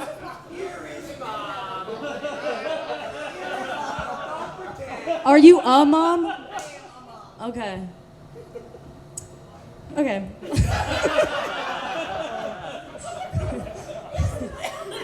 That's funny.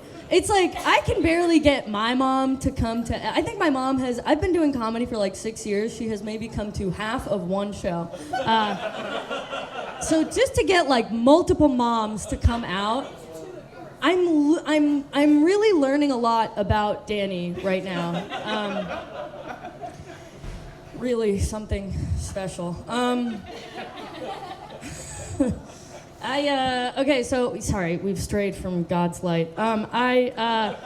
We're talking about hall passes, and I learned through this exercise that I am too jealous and petty to even entertain the idea in the abstract. It's making me mad just talking about. Anybody else? Make some noise. Any toxic bitches up in here? Okay. The 2 loose screw comedians and then one other lady. Nice. I am in perfect company. Yeah, so we came to a compromise, though, you know? So we were like, okay, no hall pass, you know? But we're going to do this thing called reverse hall passes, where basically we can cheat on each other, but it has to be with the person that the other chooses, you know? So, like, she's allowed to cheat on me. She is. But it has to be with Danny DeVito, you know? And I'm allowed to cheat on her, but it has to be with a member of ISIS. Thank you. The joke is on her, though, you know? Because it would be, like, way easier for me to find someone to cheat with than it would be for her. Let's just say, inshallah, she doesn't check my Twitter DM requests. Do you guys get those messages? This man has been scowling at me the entire time. Okay, I'm gonna keep it moving. Oh,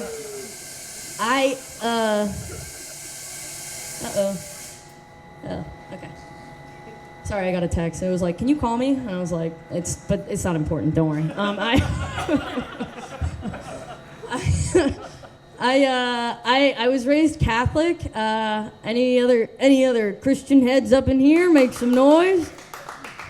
Okay, but we've heard of Catholicism. Okay, all right. I was thinking about the 10 Commandments recently, And a lot of them make sense, just as like rules, you know? Like even if you don't like subscribe to Christianity, a lot of them make sense. It's like, don't murder people. Like that's a pretty good rule, you know? Like honor your mother and father. Don't worship, you know, false gods or whatever. And you know, don't commit adultery, whatever. And even whatever. You understand like the rules as it ascribes to like Christianity, right? Like through the 10 Commandments. And all of them make sense. And then you get to the last one, and the last one is literally like, do not go into your neighbor's house and fuck his wife. All of the other ones make sense, and then you kind of you would think that would get like grouped under fucking adultery, but no, that one gets its own special secret commandment, you know? Like don't fuck your neighbor's wife, right? So I was thinking about it further, you know, and so the story of like how the 10 Commandments came to be was like Moses got them at the top of Mount Sinai. Like that's how it happened. He got these tablets from God, right? And then he like went down, he was like, everybody needs to follow this. And do you guys think that when Moses was getting these tablets, instead of 10 commandments, maybe there were 9 commandments? And he's all alone up at the top of that mountain. Maybe he's just like on his hands and knees being like, nobody is gonna fuck my wife anymore.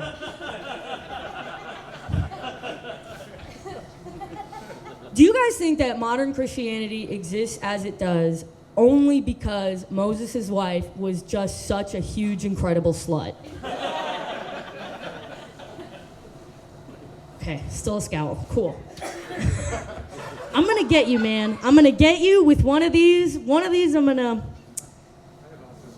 Okay. And now I'm gonna throw myself in front of a train. I'm gonna just kind of be cool. Fair enough. Thank you for letting me know. I would have continued to pick on you for the rest of the show. I like your septum piercing. It's very Richmond. Everybody in Richmond has, you know, and then I look one, I look like a fucking bull, you know. Like, you can't do that as a dyke, have a septum piercing. You just look like a bull dyke. Okay, I'm done. Molestate? Okay, I'm done.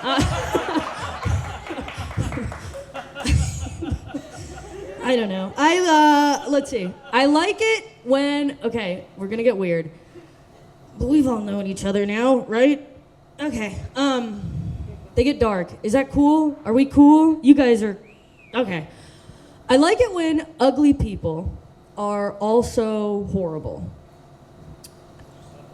So you're allowed to make fun of what they look like. Right? Yes. Like Mitch McConnell. I know he keeps falling on his face, but it's pretty funny. Mitch McConnell looks like somebody took a handful of silly putty and tried to blow it up like a balloon. And I can say that because he is a horrible human. Like, Ted Cruz, or Nancy Pelosi. Pick a fucking, I don't care.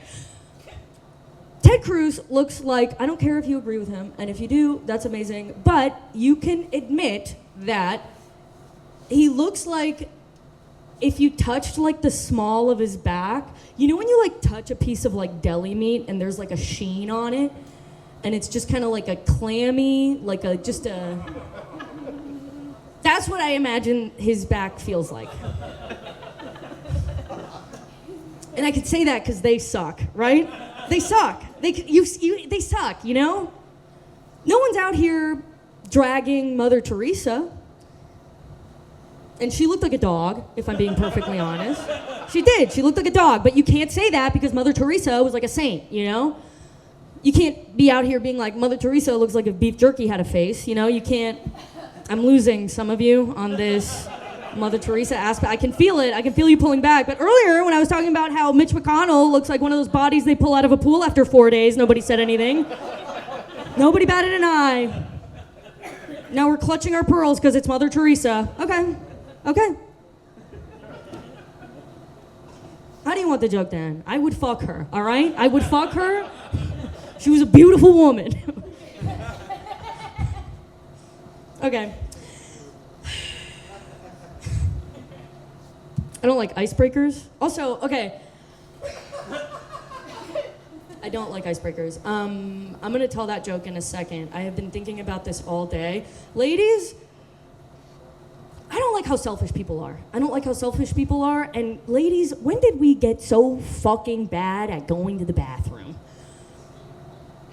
I flew into Dulles International Airport last week, and I almost had a full crash out because I walked into a 12-person stall and not one single fucking toilet was usable because somebody in every single one fire hosed the entire... Why are we squatting? Just sit on the fucking toilet. Why are we squatting? Sit on the toilet. Okay, I hate icebreakers. I'm gonna find a punchline for that joke. You just wait. I don't like icebreakers. I was taking this art class, and I was like at the Viz Arts Center. I was taking this art class, and the class was painting fruit in a bowl. It was an oil painting class. And for the first class, my teacher was like, as an icebreaker, so everybody can get to know each other, we are all going to share our family's drama. Psychotic. I mean, think about your own fucking family, right?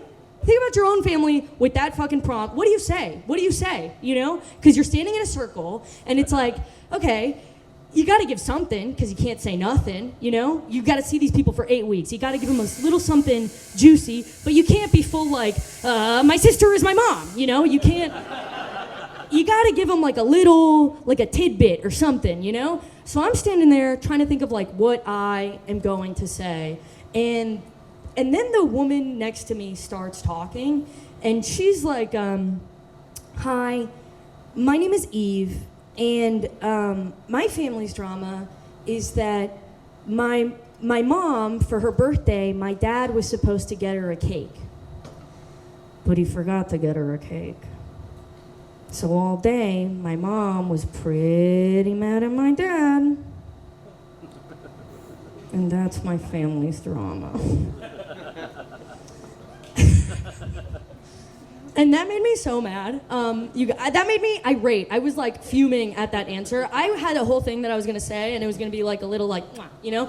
And then I heard that, and I abandoned. I blacked out. I was like, oh yeah, Eve, thank you for setting us up. Just to piggyback off of that, my family's drama is that my aunt and her husband, my uncle, defrauded my Alzheimer's-ridden grandfather out of $300,000. So kind of like that cake thing, you know? And then, you know, like in a volleyball game where somebody like sets a ball and then another person, you know, because the girl next to me, literally without missing a beat, was like, oh yeah, Eve, thank you for setting us up. My family's drama is that the reason that my whole family is in America is because my great-great-grandfather murdered 9 people. So you could say that my great-great-grandma was pretty mad at my great-great-grandpa too. It was a very, it was a long class. It was a pretty long class. Chuck, Charles' nephew, was talking about pussy a lot.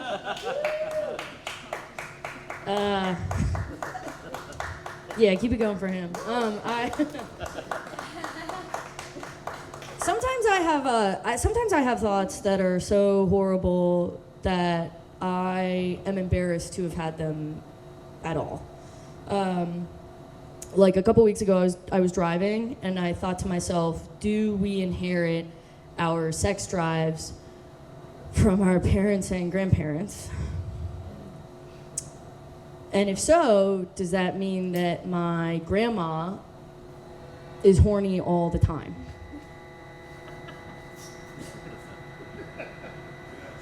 Do you ever have a thought that makes you want to kill yourself? It's like, you mean to tell me that my grandma's pussy gets this wet? I'm gonna let that sit for a second. We can talk about it on the way home. You're like, how many children the grand had?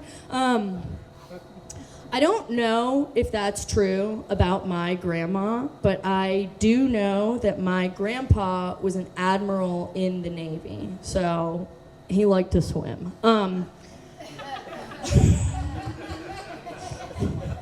Okay, that's kind of a new punchline, and It didn't do as well as I thought it was gonna do. But we'll take it.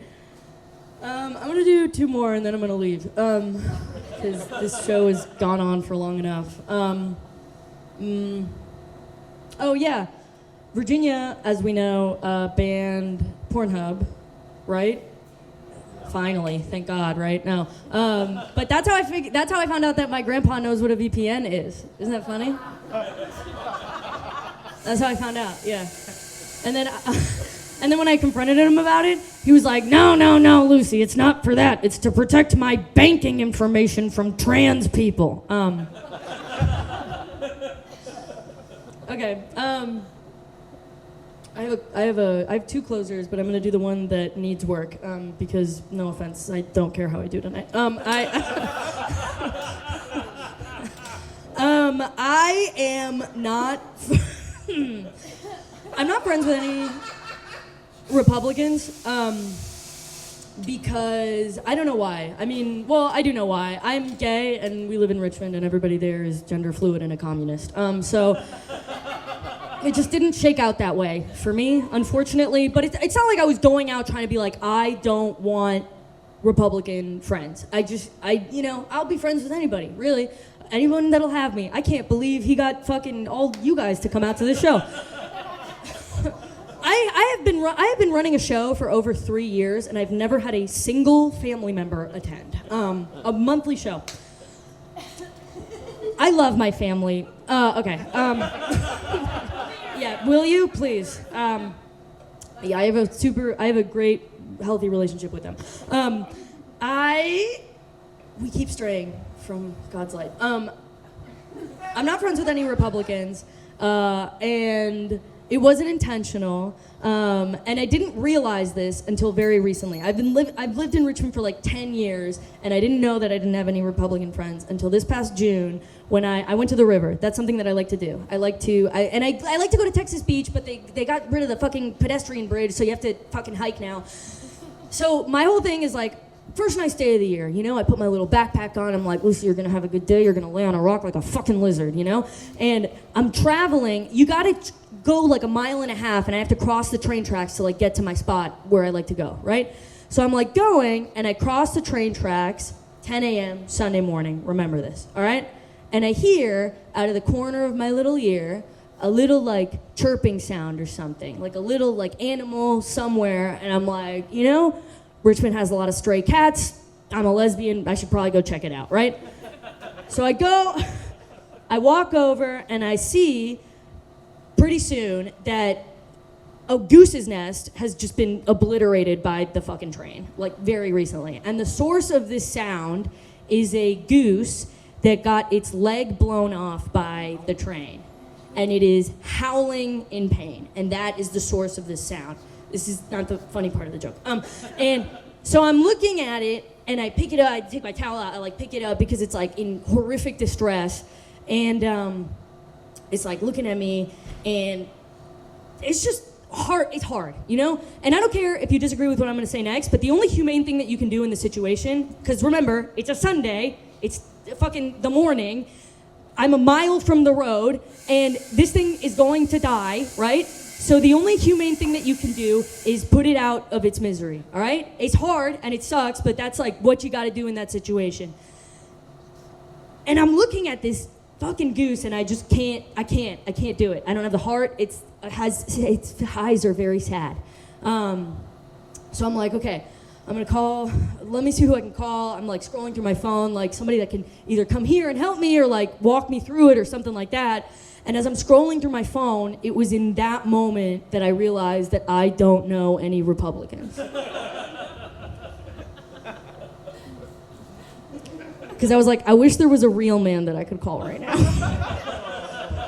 Someone that can kind of do what needs to be done even when it's not popular. No. I called my friend Taylor, who's like a liberal cuck, right? And I was like, what do I do? And I explained the situation. He was like, whoa. So who says that you need to put this thing out of its misery? And I was like, since when are you pro-life, bitch? People often ask how that story ends, and I'll tell you the truth. What ended up happening was I took the gun out of my bag and I shot it. As is my right. I have been Lucy Bonino. Give it up for your host, Danny. Thank you for having me.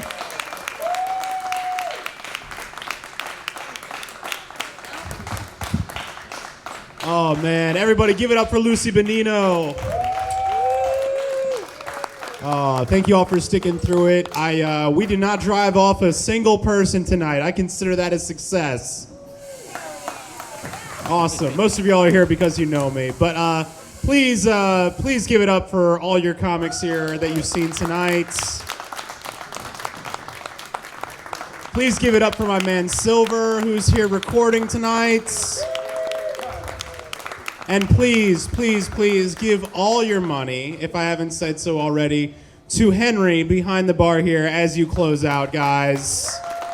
He's been serving us. He's been taking care of us. All right, y'all. Well, thank you all for coming to the first ever Private Reserve comedy show. This has been a good time. Hopefully we will see y'all again next month. But till then, I want everybody to have a safe and wonderful evening, as well as a beautiful and wonderful holiday season. And we'll see y'all back in the new year. All right, guys, have a great night.